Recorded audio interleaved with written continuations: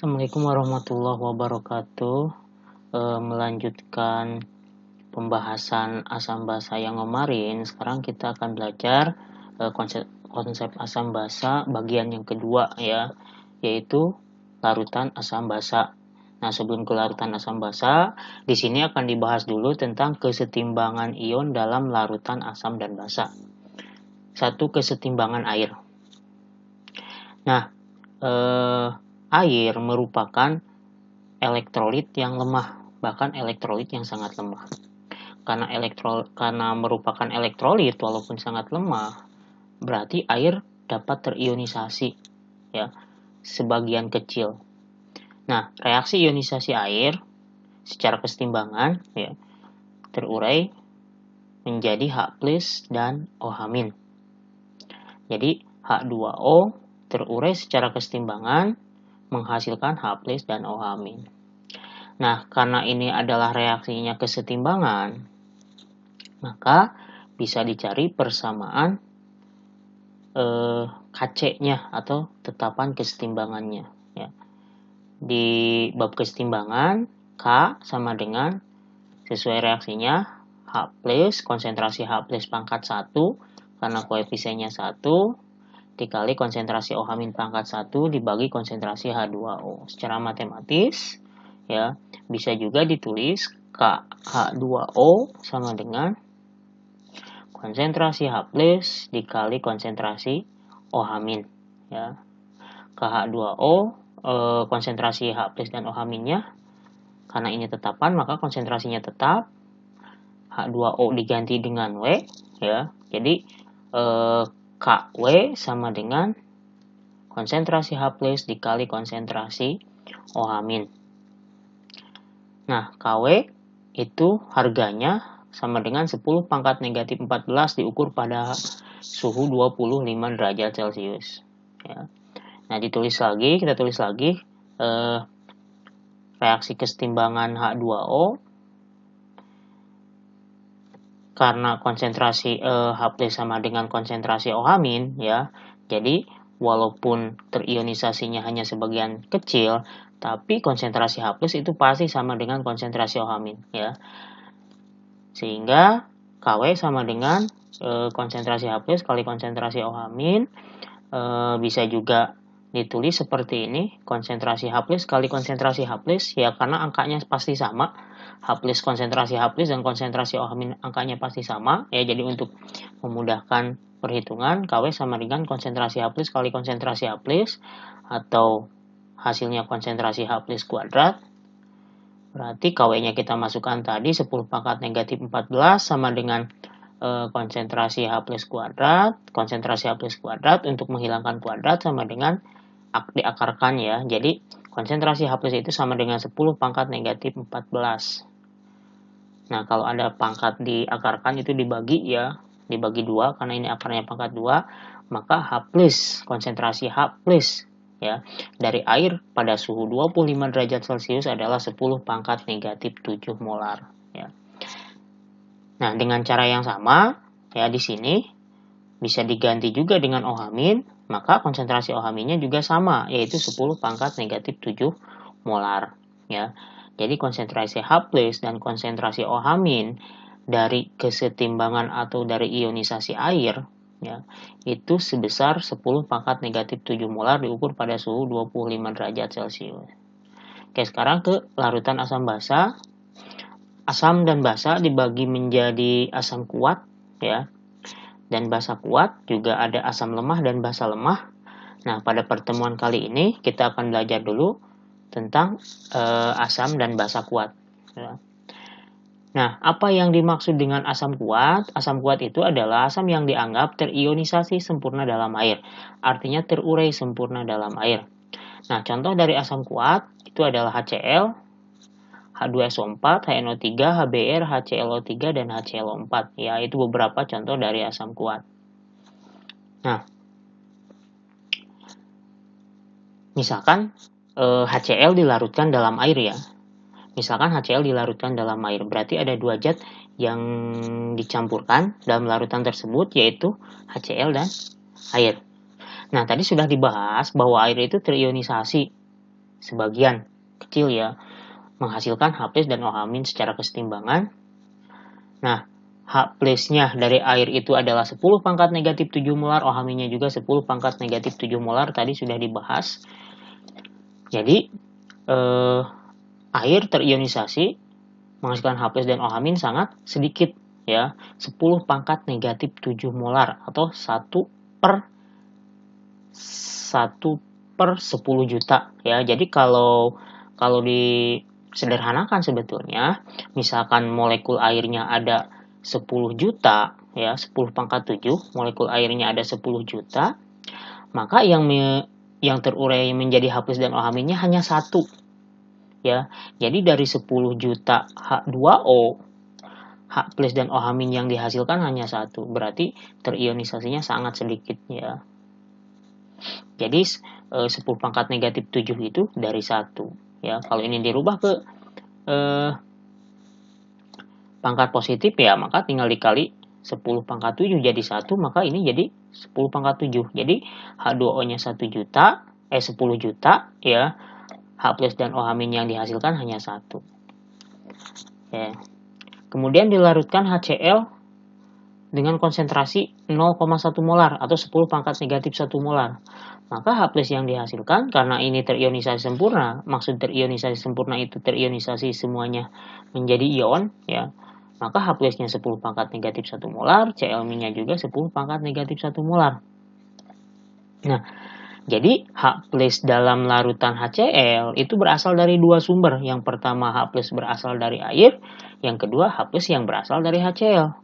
Nah, perbandingannya sangat jauh lebih besar H+ dari HCl, yaitu 10 pangkat negatif 1.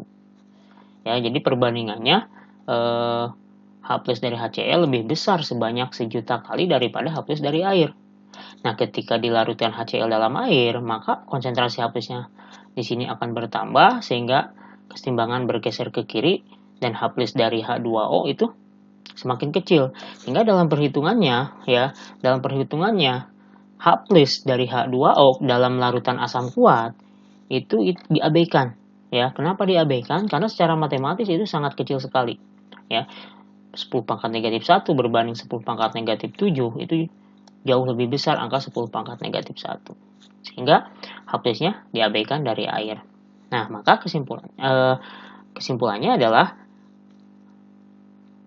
H+ yang dihitung, yang dianggap itu hanya berasal dari asam kuat saja. Ya. Jadi H+ dari larutan asam kuat dianggap hanya berasal dari asamnya saja. Jadi kan maksudnya gini, larutan HCl itu terdiri dari air dan HCl. Nah, H+-nya, konsentrasi H+-nya hanya dianggap dari HCl saja. Walaupun H+ itu ada juga dari air ya, tapi konsentrasinya sangat kecil sehingga diabaikan. Jadi, kalau di soal ada yang ditanyakan konsentrasi H+ dari suatu larutan asam kuat, maka konsentrasi H+ itu hanya berasal dari asam kuat tersebut ya, dari air diabaikan. Kemudian yang kedua basa kuat ya, sama, basa kuat itu basa yang dianggap terionisasi sempurna dalam air. Contoh NaOH, KOH, LiOH, MgOH 2 kali, CaOH 2 kali, BaOH 2 kali dan yang lainnya ya. Nah, sama seperti asam kuat, konsentrasi OH- ya, basa itu menghasilkan OH- di pertemuan sebelumnya udah dibahas kalau asam itu menghasilkan konsentrasi H+ ya menurut Arrhenius. Nah, konsentrasi OH- dari larutan basa kuat dianggap hanya berasal dari basanya saja. Atau OH- dari konsentrasi OH- dari air diabaikan ya karena sangat kecil. Misalkan ada contoh soal seperti ini.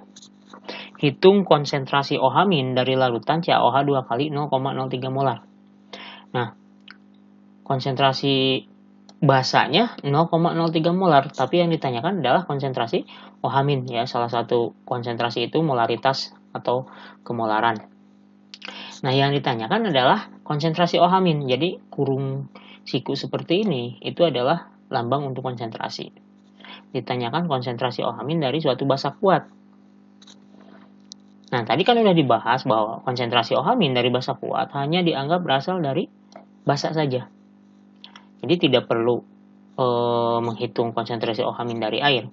Nah, caranya adalah untuk basa kuat dan asam kuat, kita uraikan dulu atau tulis reaksi ionisasinya. CaOH 2 kali terion menjadi Ca dan OH. OH-nya ada 2, OH itu negatif 1, maka Ca positif 2. Ya, itu sudah dibahas kemarin di pertemuan sebelumnya. Nah, diketahui di sini konsentrasi basa kuatnya adalah 0,03 molar. Ya, tulis di sini 0,03 molar atau mau dirubah ke pangkat itu jauh lebih mudah ya. Kalau mau dirubah ke pangkat bisa, tidak pun tidak apa-apa.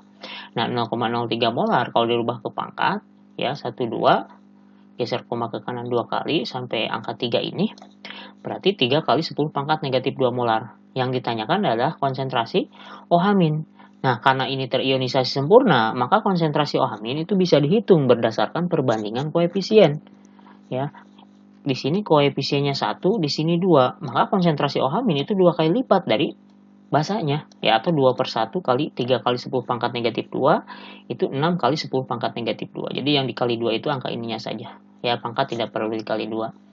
Jadi, jawabannya konsentrasi OH- dari soal ini adalah 6 kali 10 pangkat negatif 2. Dari mana 6 ini? Dari 2 dikali 3. Kenapa dikali 2? Ya, karena koefisien OH-nya 2. Jadi kesimpulannya, karena CaOH 2 kali adalah basa kuat dan terionisasi sempurna, maka untuk mencari OH- sesuai perbandingan koefisien dengan konsentrasi basanya. Kemudian misalkan ada soal seperti ini, ya, contoh soal 2. Hitunglah konsentrasi H+. Nah, ini berarti asam ya. Hitunglah konsentrasi H+ dari 0,1575 gram HNO3, ini asam kuat, dalam 500 ml larutan.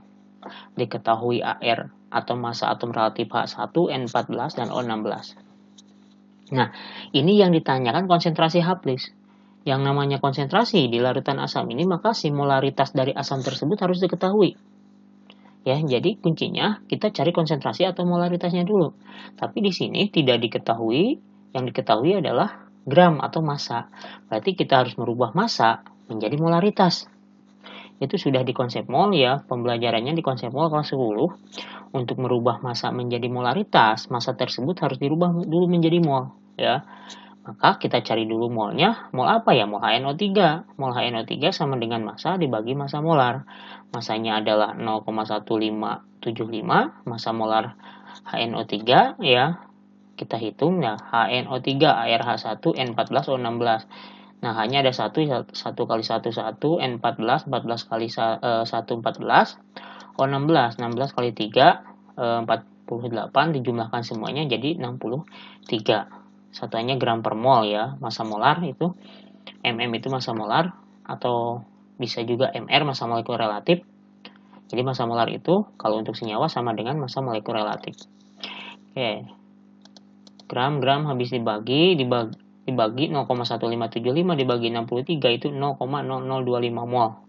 Oke, sekarang molnya sudah diketahui, kita cari konsentrasi atau molaritasnya, molaritas asam. Molaritas sama dengan, ini juga di kelas 10, mol per volume larutan ya. Volume larutan dalam satuan L, liter.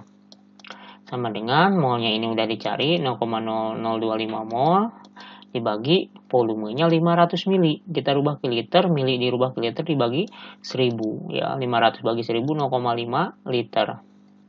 Dihitung sama dengan 0,005 mol per liter. Nah, mol per liter itu adalah satuan dari molaritas atau konsentrasi. Mol per liter bisa juga ditulis 0,005 m atau 0,005 molar ya. Oke, sekarang konsentrasinya sudah diketahui, tapi ini bukan jawabannya. Kenapa? Karena ini adalah konsentrasi atau molaritas untuk HNO3, sedangkan yang ditanyakan adalah konsentrasi H+. Maka kita cari H+ dari HNO3. Karena ini asam kuat, maka diuraikan ya, atau bisa juga dirubah dulu ke pangkat ya. 0,005 pangkatnya 1, 2, 3, sampai sini gesernya 3 kali, berarti 5 kali 10 pangkat negatif 3 molar. Oke, HNO3 terurai. Nah, di sini hanya 1 ya, berarti terurai menjadi H plus NO3. H plus NO3, berarti NO3-nya min, ion nitrat ya. Oke, perbandingan koefisiennya ini mudah, 1 berbanding 1 ya. Asamnya 1, H plusnya juga 1. Maka Kalau konsentrasi asamnya adalah 5 kali 10 pangkat negatif 3 molar, maka H plusnya sesuai perbandingan koefisien sama. Karena koefisiennya sama, 5 kali 10 pangkat negatif 3 molar. Jadi kesimpulannya, konsentrasi H plus sama dengan 5 kali 10 pangkat negatif 3 molar. Tidak seperti basa tadi dikali 2 ya, karena ini koefisiennya 1. Kalau koefisiennya 2 kali 2. Kalau koefisiennya 3 maka harus dikali 3. Oke, nah ini tugas yang harus dikerjakan. Nomor 1, hitung H plus dari, nah ini, HCl4, ini semuanya asam kuat ya, 0,05 molar. Nomor B, H2SO4, 1 liter larutan, 3,92 gram. Nah, ini diketahuinya adalah massa. Yang ditanyakan H plus ya. Jadi caranya sama dengan yang contoh kedua tadi yang basa, cuma ini asam. Nomor 2, hitung OH min dari, nah ini juga hampir mirip. Nomor 3, nah kalau nomor 3 agak berbeda karena yang ditanyakan itu nomor 3 adalah massa.